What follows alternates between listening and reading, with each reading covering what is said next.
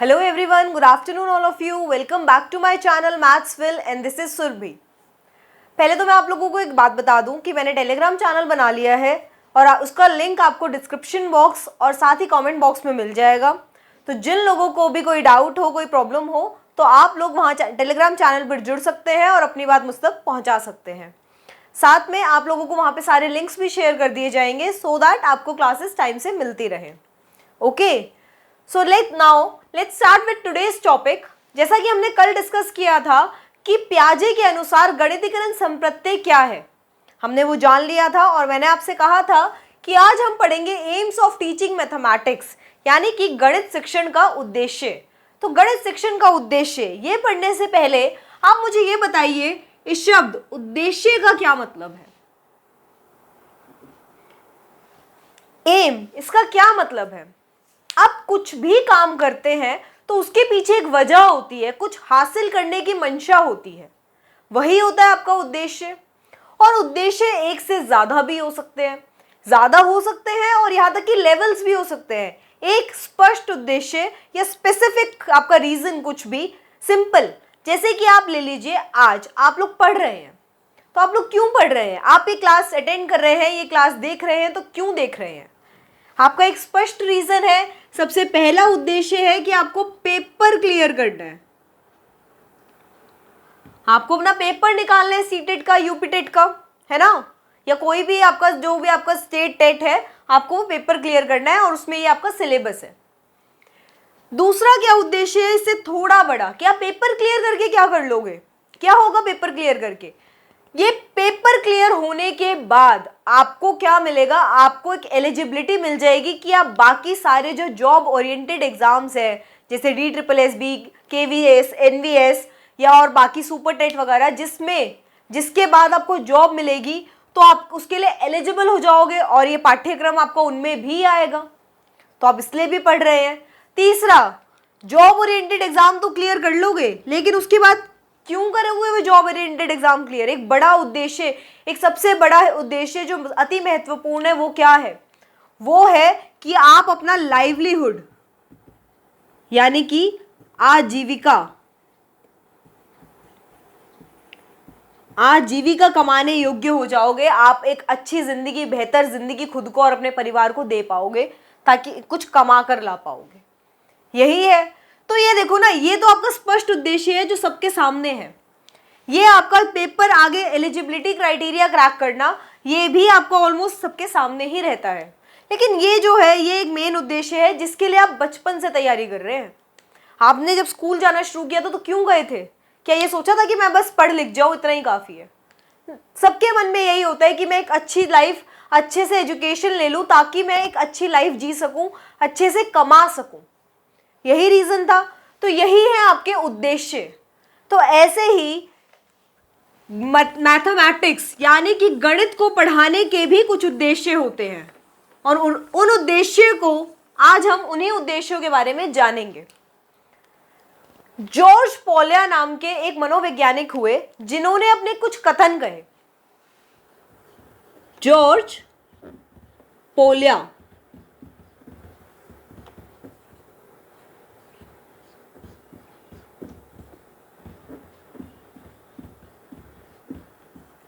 इन्होंने इन उद्देश्यों के बारे में एक सीधी बात कही है और उन्हीं बातों में से आपके एम जो है उनको विस्तारित किया गया है, उनको एलैबोरेट एक्सप्लेन किया गया है।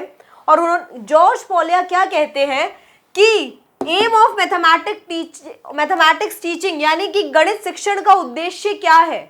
पहला उद्देश्य तो ऐसा है कि उन रोजगार योग्य वयस्कों का निर्माण करना जो हमारे देश के लिए सोशल, सामाजिक और इकोनॉमिकल, आर्थिक विकास में योगदान दे सके। क्या कहते हैं वो? इंग्लिश वाले बच्चे डायरेक्ट लिखेंगे, to create employable adults, create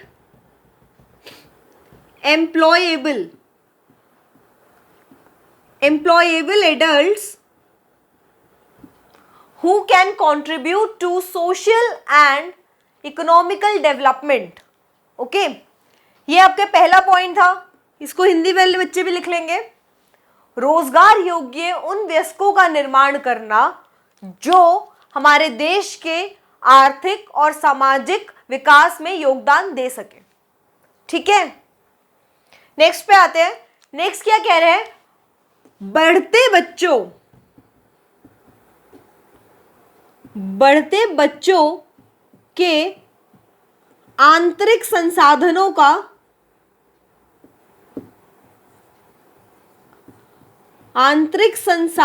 का विकास।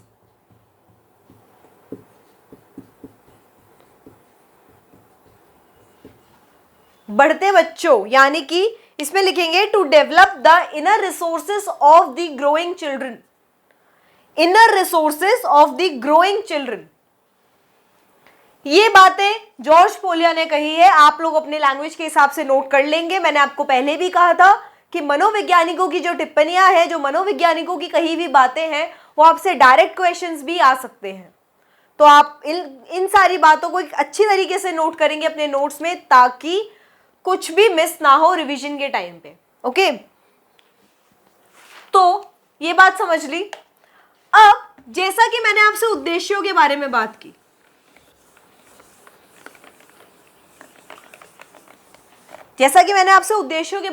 की, कि कैसे उद्देश्यों को हम बांटते हैं। एक तो होते हैं स्पेसिफिक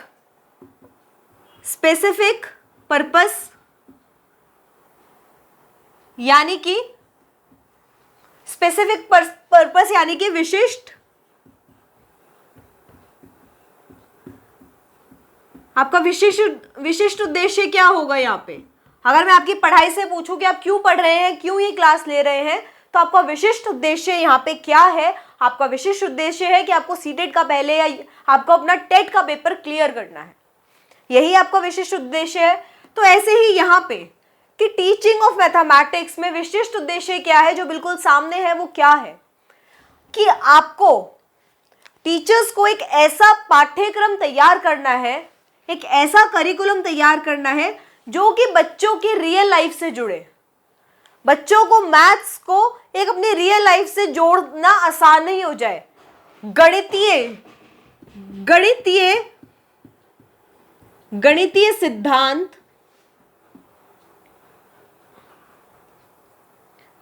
गणितीय सिद्धांत और व्यवहारिक गणित के बीच की दूरी कम हो, to reduce the distance between the conceptual mathematics and the practical mathematics. अब इसका क्या मतलब है?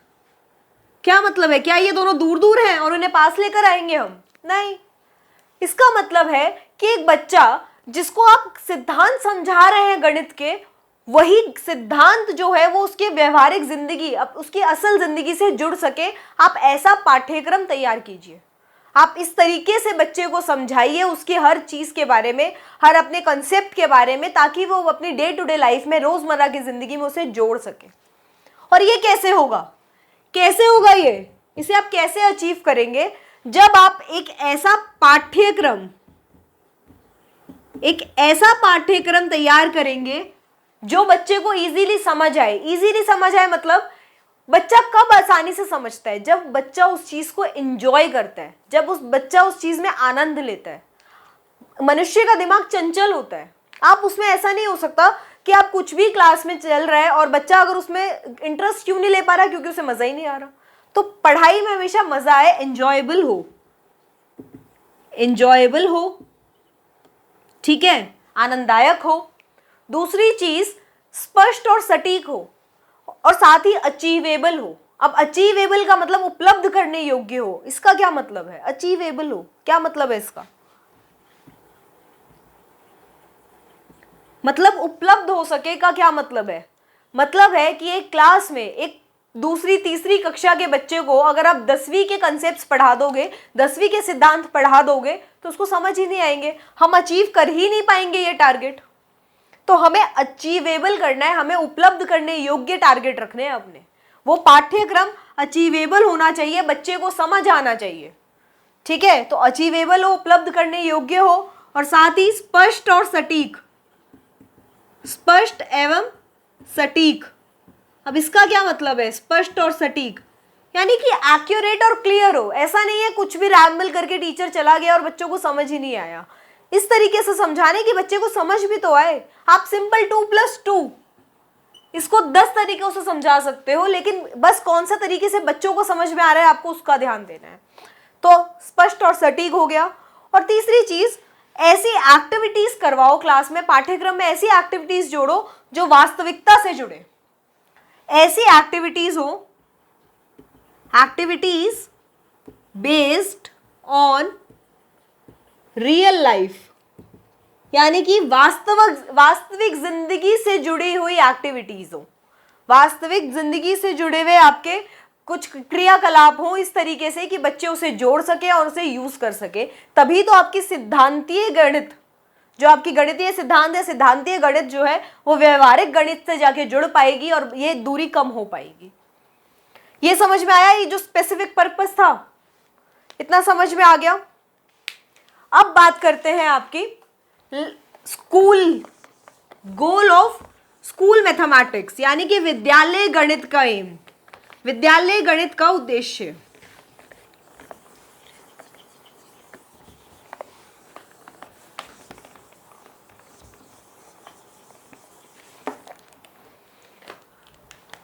दूसरी क्या है? Limited goal of school mathematics. Hindi वाले बच्चे भी लिख लेंगे, विद्यालय गणित का सीमित लक्ष्य।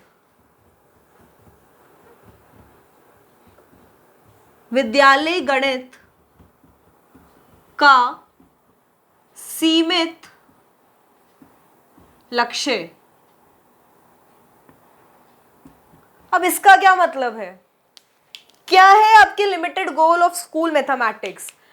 स्कूल मैथमेटिक्स यानी कि आपको विद्यालय में गणित सिखाई ही क्यों जाती है? और भी तो बहुत सारे एग्जाम, और भी तो बहुत सारे सब्जेक्ट हैं जिनकी हम बात ही नहीं करते।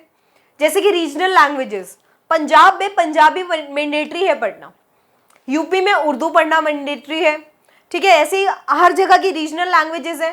क्यों आपको यूपी वाले बच्चों को कन्नड़ या मलयालम नहीं पढ़ाई जाती? क्यों पंजाब वाले बच्चों को तमिल नहीं पढ़ाई जाती? कभी सोचा है?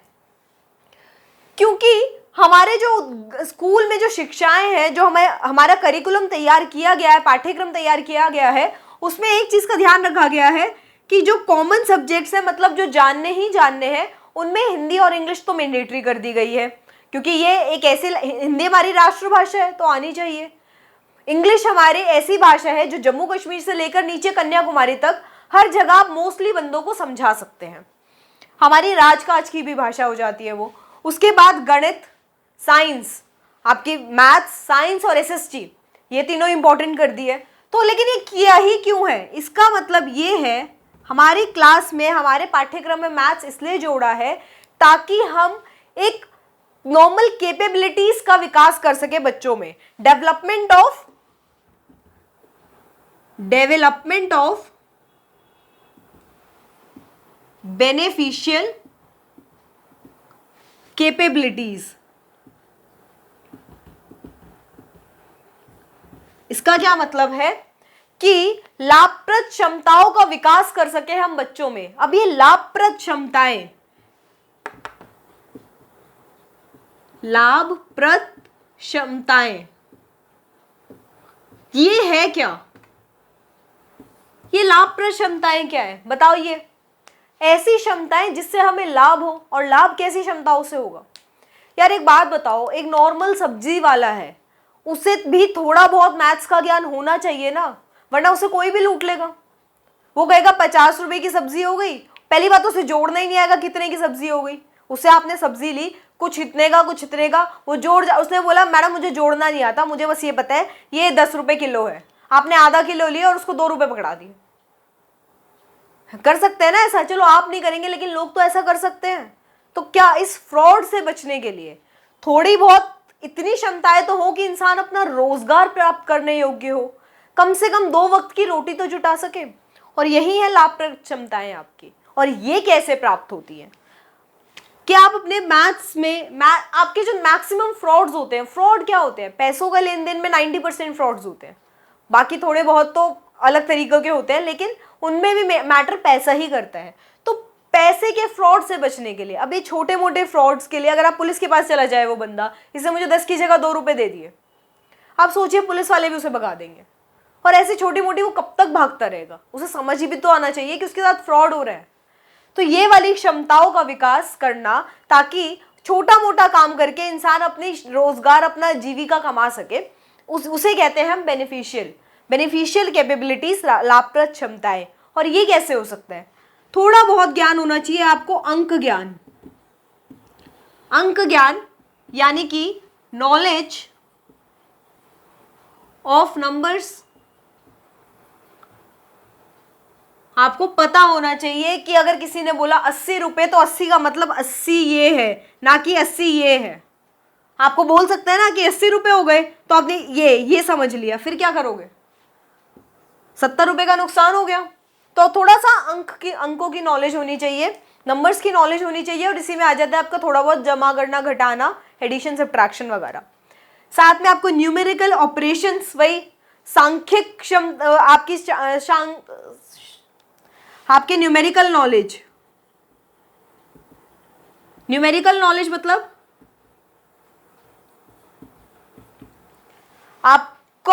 आपको सांख्यिक संक्रियाओं के बारे में जानकारी होनी चाहिए। ठीक है, सांख्यिक संक्रियाएं, इनके बारे में जानकारी होनी चाहिए आपको। और आपको थोड़ा बहुत प्रतिशत के बारे में जानकारी होनी चाहिए, परसेंटेज के बारे में और दशमलव के बारे में। ये कुछ ऐसे टॉपिक्स हैं जिनके बारे में आपको थोड़ी बहुत जानकारी होगी, तो आप एक छोटा मोटा व्यवसाय तो कर ही लेंगे। आप अपने घर में मेड रखते हैं तो उससे भी पूछ लेते ना, यार थोड़ा बहुत पढ़ी लिखी हो। क्यों पूछते हो? ताकि कल को वो अपनी सैलरी को लेकर कलेश ना करे, भाई उसको भी समझ में आए उसके कितने बनते हैं पैसे, अगर उसने छुट्टी ली है या किस हिसाब से ली है। तो ये सब चीजें उसको थोड़ा बहुत पता होना चाहिए। संक्रियाएं हैं, न्यूमेरिकल नॉलेज है, न्यूमेरिकल ऑपरेशन के ऊपर नॉलेजेस है, तो इसके ऊपर उसको जमा करना, घटाना, मल्टीप्लिकेशन करना, डिवाइड करना, ये सब आना चाहिए। तो ये हो गई आपकी limited goal of school mathematics, यानी कि विद्यालय गणित का सीमित लक्ष्य कि आप रोजगार प्राप्ति हेतु बन जाए। जॉर्ज पोलिया ने भी यही बात कही थी। क्या कहा था उन्होंने? कि रोजगार योग्य आपको बनाए, रोजगार योग्य विस्कों का निर्माण करे गणित। तो यही आपका एम होना चाहिए। मिल गया आपको एम। अब एक तीसरा एम जो मैंने कहा था सबसे बड़ा है, वो क्या है? जॉर्ज पोलिया की सेकंड लाइन क्या थी वो आप दोबारा पढ़ लीजिए। क्या कहा है उन्होंने? वही इसका हायर, उच्चतम एम है, उच्चतम उद्देश्य है गणित को पाठ्यक्रम में जोड़ने का। और वो हम पहले भी डिस्कस कर चुके हैं जब हम गणित की प्रकृति के बारे में बात की थी, नेचर ऑफ मैथमेटिक्स के बारे में। तो हमारा जो तीसरा एम है, यानी कि हाईएस्ट एम,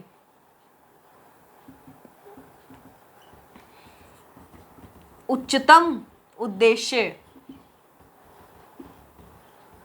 ये क्या है? उच्चतम उद्देश्य आपकी जिंदगी का क्या होना चाहिए अगर आप मैथ्स पढ़ रहे हैं तो? क्या कहा था जॉर्ज पोलिया ने? कि बढ़ते बच्चे के आंतरिक संसाधनों का विकास, इनर रिसोर्सेज। अब ये इनर रिसोर्सेज क्या है? इनर रिसोर्सेज क्या है? आंतरिक संसाधन है क्या? आंतरिक संसाधन सिर्फ हमारा मस्तिष्क है, हमारा दिमाग है। क्या और कोई ऐसी चीज है ये जिसको बाकी शरीर को कोई कंट्रोल में रखता है? तो क्या है वो? आपका मस्तिष्क है। तो आपकी सोच, आपके शरीर को, आपके हाथ पैरों को, आपकी हरकतों को, आपके दिल दिमाग, सब चीजों को जो कंट्रोल में रखता है वो आपका माइंड है। तो इनर रिसोर्स क्या है? आपका माइंड। और इसका डेवलपमेंट, इसका विकास कौन करता है? इसका विकास होता है मैथ से। ये मैंने आपको पहले भी बताया था जब हमने रीजनिंग पढ़ी थी, जब हमने नेचर ऑफ मैथमेटिक्स पढ़ा था, तब भी बताया था कि विकास से क्या होता है, हमारे दिमाग में तर्कशील मस्तिष्क यानी कि तार्किक मन डेवलप होता है, विकास होता है हमारे तार्किक मन का। और उससे क्या होता है? आप एक चीज सोचिए, एक तार्किक मन होगा तो आप अपनी प्रॉब्लम्स का सोल्यूशन बहुत अच्छे से कर पाएंगे, ऐसे सूत्रबद्ध तरीके से कर पाएंगे। ऐसा नहीं है कि किसी ने कुछ भी कहा आपने मान लिया। हमारे इंडिया में इतना बुरी तरीके से अंधविश्वास फैला हुआ है कि लोग जो भी कहते हैं, उनके धर्म गुरु या उनकी धर्म की किताब अगर एक बार कह देती है तो लोग आसानी से मान लेते हैं, कोई नहीं पूछता क्यों। और उसके नाम पे इतने ढोंग पाखंड हो जाते हैं, कभी कभी क्राइम्स भी हो जाते हैं उसके नाम पे, बहुत सारे हर तीसरे दिन सुनने को मिलता है। क्यों होता है वो सब अंधविश्वास की वजह से होता है। और उसकी वो अंधविश्वास है क्यों? क्योंकि ये तार्किक मन, हमारा तार्किक मस्तिष्क, यानी कि हमारा रीजनेबल माइंड डेवलप नहीं हो रहा है। और वही रीजन है कि आपको मैथ्स से, मैंने आपको बताया था कि जब आप मैथ्स पढ़ते हैं तो अब क्या, क्यों, कैसे, ये सब प्रश्न पूछते हैं अपने वातावरण से, ऐसे ही नहीं कि कुछ भी कह दिया और मान लिया। इसका क्या मतलब है यार? कई लोग, आप जा रहे हो, बिल्ली ने रास्ता काट दिया और आपने मान लिया कि अब आपका काम ही नहीं होगा। पूछो ना क्यों नहीं होगा, क्या पता उस बिल्ली को ज्यादा जरूरी काम से जाना हो तुमसे, ऐसा हो सकता है ना। और क्या पता तुम ना रुकते और चले जाते तो तुम्हारा काम जितना तुमने सोचा था उससे बेहतर तरीके से पूरा होता। हो सकता है उस बेचारी बिल्ली ने ही तुम्हें दुआ दी होती। सिर्फ सोच का फर्क है, अच्छी सोच। तार्किक मन और किस तरीके से होता है? तार्किक मन, पहले के लोगों ने सिर्फ ये अवधारणा बना ली थी कि दिन छिपे अगर आप झाड़ू लगाते हैं घर में तो लक्ष्मी जी नाराज हो जाती हैं। कभी सोचा ऐसा क्यों? कभी सोच के देखिए, या सिर्फ मान लिया? हमारी जनरेशन ने क्वेश्चन किया क्यों, और उसका जवाब मिला कि पहले जब बिजली का आविष्कार नहीं हुआ था, जब बिजली की खोज नहीं हुई थी, तो दिन छिपने के बाद गुप्त अंधेरा हो जाता था। और तब अगर हम झाड़ू लगाते थे तो अगर हमारे कोई जरूरी कागज या कोई पैसे, रुपया, पैसा अगर जमीन पे गिरा है तो दिखाई नहीं देता था और वो बाहर चला जाता था। इस वजह से हमें नुकसान होता था, बिल्कुल होता था। लेकिन अब इतनी बिजली है कि आपको रात को ये नहीं पता होता। अगर आप एक कमरे में बंद करके सारी लाइटें ऑन कर ले तो आप कह ही नहीं सकते कि रात हो रही है। क्यों? क्योंकि अब आविष्कार हो चुका है। तो अब आप लगाइए ना झाड़ू, क्या दिक्कत है? क्यों गंदगी में रहना है? इसीलिए क्वेश्चंस हैं। ऐसा नहीं है कि उनकी सारी मान्यताएं गलत है, लेकिन आपकी तार्किक मस्तिष्क, आप उससे पूछिए तो सही क्यों, तो आपको जवाब मिलेंगे। अब आप इसी उसमें देखिए कि पहले जब किसी को पता ही नहीं था जर्म्स, बैक्टीरिया क्या होता है, तब जैनियों के धर्म गुरुओं ने यह बात कही थी कि हमें पानी छान कर पीना चाहिए। क्यों पीना चाहिए? तब उन्हें नहीं पता था, या यूं कह लीजिए तब उन्होंने सिर्फ मनवा दिया लोगों को और लोगों ने मानना शुरू कर दिया। आज इसका हमारे पास साइंटिफिक रीजन है कि पानी अगर साफ करके पिया जाए तो हमारे रोगी होने की चांसेस काफी हद तक घट जाते हैं।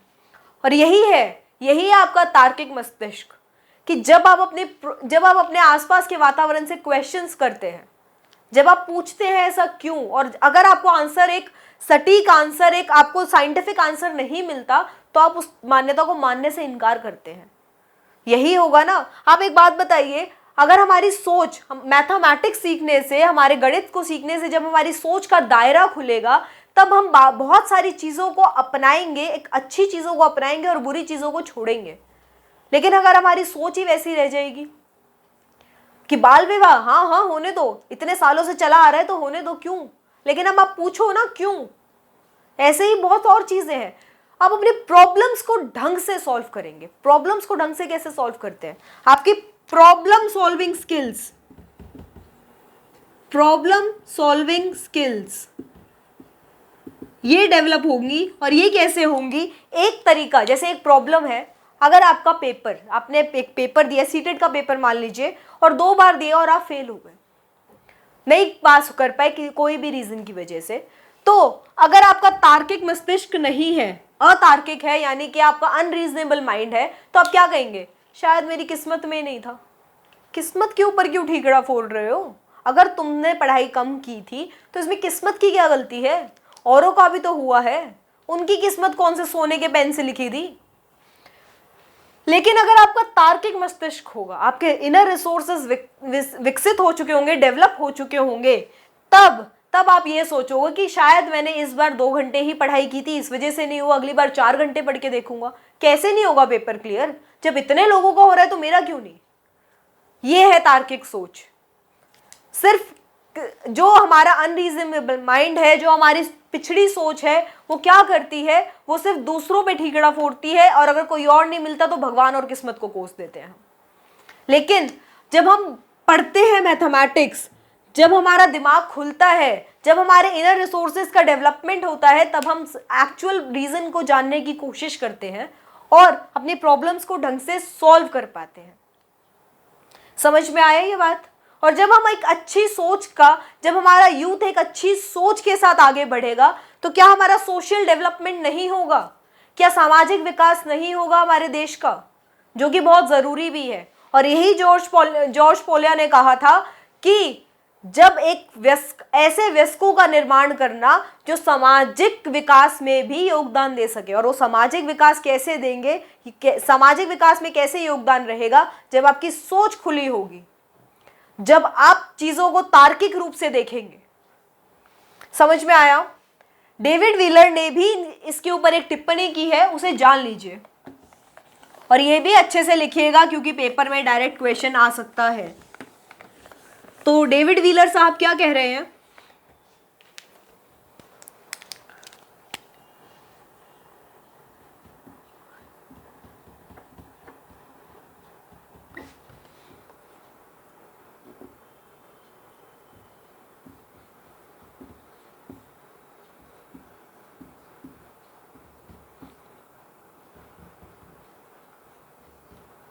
डेविड व्हीलर साहब क्या कहते हैं? It is more useful to know how to mathematize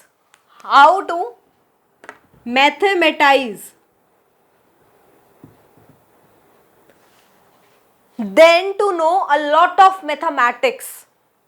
Than to know a lot of mathematics. एक बार इसको लिख लीजिए, फिर समझाती हूं। बहुत सारी गणित जानने के बजाय ये ज्यादा उपयोगी है कि गणितीकरण कैसे किया जाए ये जाने। दोबारा लिखिए, बहुत सारी गणित जानने की बजाय ये ज्यादा उपयोगी है कि हम ये जाने कि गणितीकरण कैसे किया जाए। अब इसका क्या मतलब है? डेविड व्हीलर साहब ने वही कहा है जो मैंने आपको फर्स्ट पेयर्स में समझाया था कि आप एक अपने मैथमेटाइजेशन का क्या मतलब है? मैथमेटाइज का क्या मतलब है? इसका मतलब है कि आप उसको रियल लाइफ में जोड़ें। आप मैथ्स में ग्रेजुएशन कर लेते हैं, पीएचडी कर लेते हैं, पता नहीं आगे रिसर्च में चले जाते हैं, लेकिन आपकी सोच वहीं पिछड़ी रह गई, तो क्या फायदा हुआ इतनी पढ़ाई का? तो यही डेविड व्हीलर साहब कह रहे हैं कि आपको मैथमेटाइज करना ज्यादा जरूरी है बजाय कि ज्यादा मैथ्स जान लेने के। और वो कैसे होगा? वो अपनी सोच का दायरा बढ़ा के होगा। आपको रियल लाइफ से जब आप अपनी मैथ्स को जोड़ेंगे तब होगा, या फिर जब आप एक अच्छी जिंदगी को, आप एक रोजगार प्राप्त कर पाएंगे। आप बहुत सारी मैथ्स पढ़ते हैं, आप पीएचडी कर लेते हैं मैथ्स में और रोजगार प्राप्त नहीं कर पाते, फिर क्या होगा? वो धरी की धरी रह जाएगी, यूजलेस है आपके लिए सारी पढ़ाई। तो रियल लाइफ से जुड़ गई, आपके रोजगार प्राप्त कर लिया और साथ में आपकी शक्ति, तार्किक शक्ति, आपके दिमाग का विकास हुआ, तो वो मैथमेटाइजेशन है। और ये ज्यादा जरूरी है बजाय कि ज्यादा मैथ्स जानने के। समझ में आया? क्या हमें इसकी समरी करने की जरूरत है? चलिए कोई नहीं, फिर भी कर लेते हैं, क्योंकि आप लोग तो जवाब देते नहीं है, कोई फीडबैक आपका आता ही नहीं है, कभी कोई कमेंट नहीं, कुछ नहीं। तो सिंपल सी बात करते हैं। सबसे पहला उद्देश्य क्या दिया? स्पेसिफिक उद्देश्य, स्पेसिफिक पर्पस क्या था वो? कि आपके पाठ्यक्रम को वास्तविकता से जोड़ना।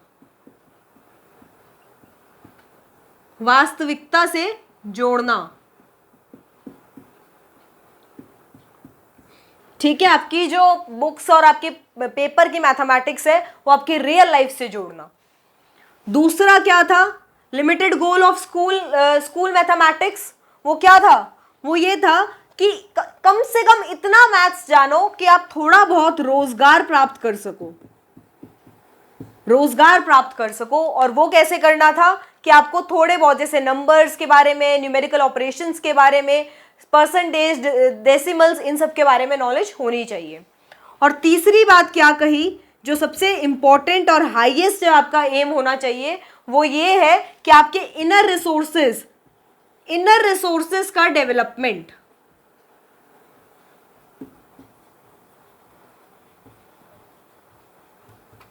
और इसमें ये कैसे होगा, जब आप अच्छे से उसके ये सारी चीजें जब आप करेंगे, आप वास्तविकता से मैथमेटिक्स को जोड़ेंगे, क्वेश्चंस करेंगे, तब आपके इनर रिसोर्सेज का डेवलपमेंट होगा। आप अपनी तार्किक शक्तियों को समझ पाएंगे, अपने सोच का दायरा बढ़ा पाएंगे और समाज को सुधार पाएंगे। यही थी आपकी आज की class. Thank you for today. Thank you so much.